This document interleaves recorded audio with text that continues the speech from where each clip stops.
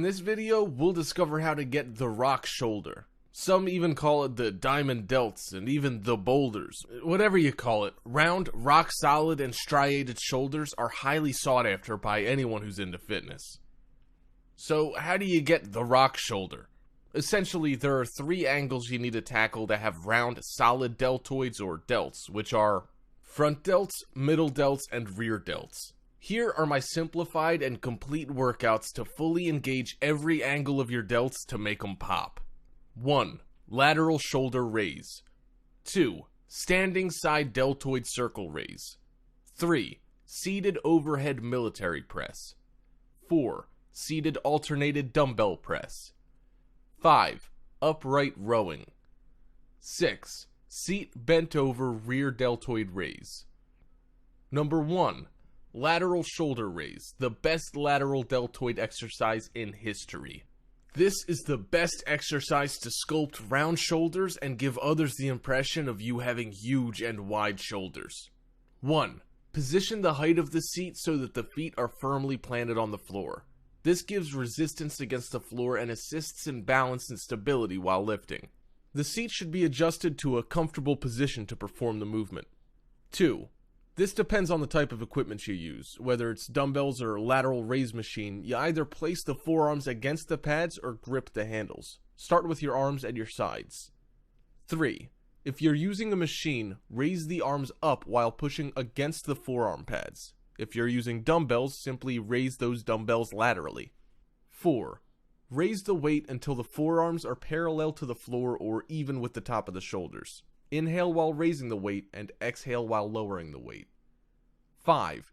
Raise the weight with a count of 2 and lower the weight with a count of 4. Try doing at least 12 to 15 reps for each set of this workout for best results. Number 2.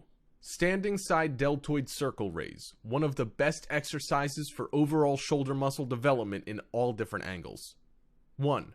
Pick up the weights with your palms facing each other. Try to use your legs to lift the weight rather than your back. Keep the back straight and the head up. 2. Stand up straight with your feet positioned in a comfortable stance so you're well balanced and relaxed. The feet should be about shoulder width apart. The arms should be fully extended at your sides with the dumbbell in each hand.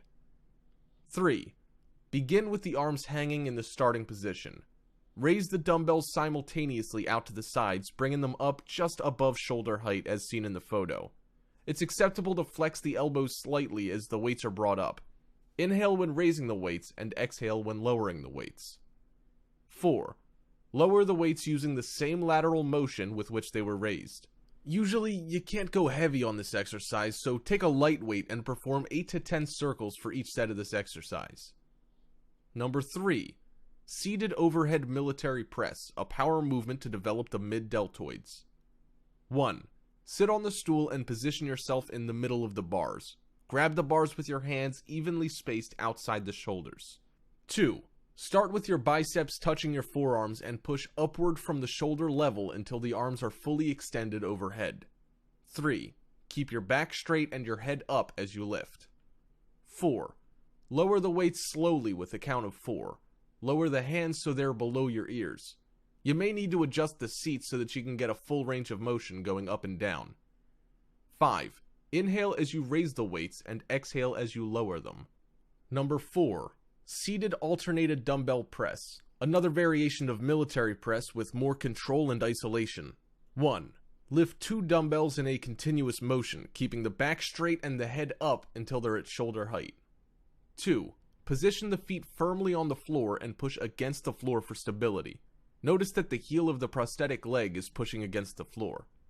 3. Keep the elbows out to the sides and the thumbs facing each other. 4. Lift to mid-chest level. Number 5. Upright rowing, a killer workout for the middle deltoids. 1. Bend over from the knees and waist to roll the bar on the floor as close to the feet as possible. Grip the bar with your palms facing you. 2. Pick up the bar and raise yourself to a standing position, using the legs more than the back to pull yourself and the weight up. 3.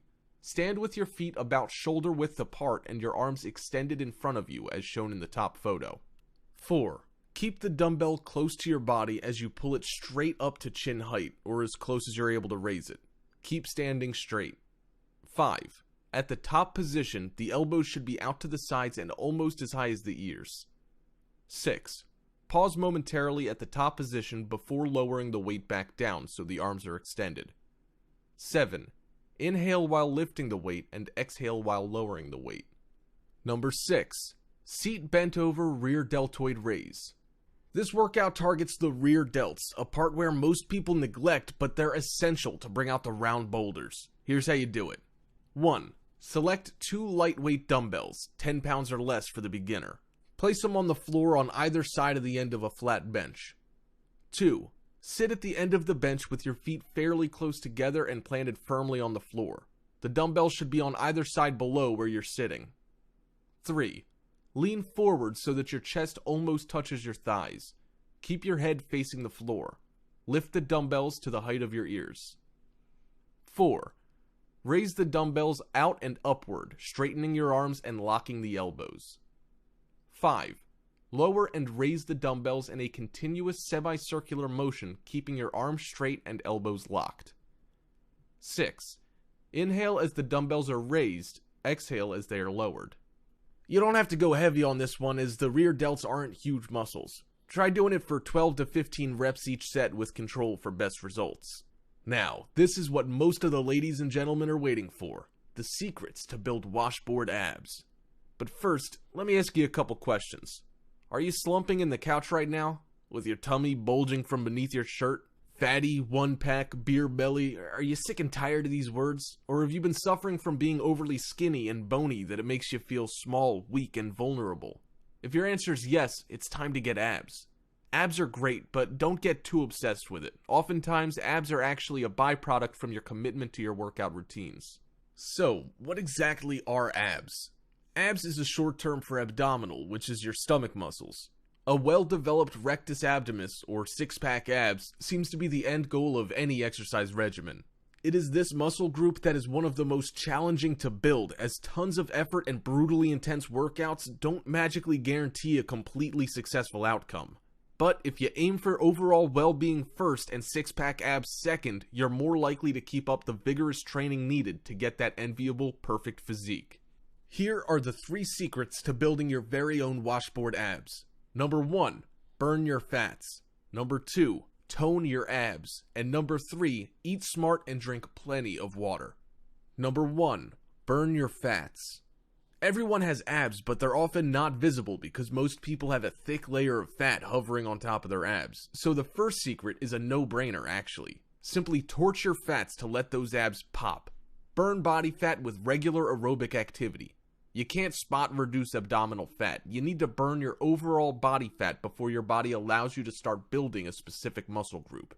Cycling, jogging, running, jumping rope, and swimming are some good aerobic exercises to achieve this. You must perform at least 30 minutes of heart rate elevating exercises to enable your body to begin burning your stored fat. This is because your body only burns energy from food during the first 20 minutes. The ideal calculation is 30 minutes at least 4 times a week, best before breakfast as it triggers your body to burn your previously stored fats.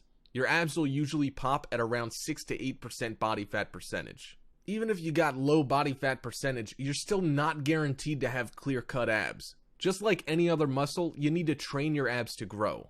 The best exercises to tone your abs are with crunches. There are 3 types of crunches to target specific regions of your abdominal area to achieve evenly sculpted washboard abs. Regular crunches, reverse crunches, and bicycle crunches. The first is the regular crunches. This exercise tones the upper abs. Here's how you perform regular crunches. Do a crunch by lying on the floor with your knees bent and feet flat on the ground. Put your hand behind your head or in front of your chest. Use your abdominal muscles to lift your upper body off the ground until your abs are fully contracted. Your feet should remain on the ground and only your shoulders are needed to support your upper body upwards. Reverse crunches focus on the lower abs and they're considered to be a more advanced movement.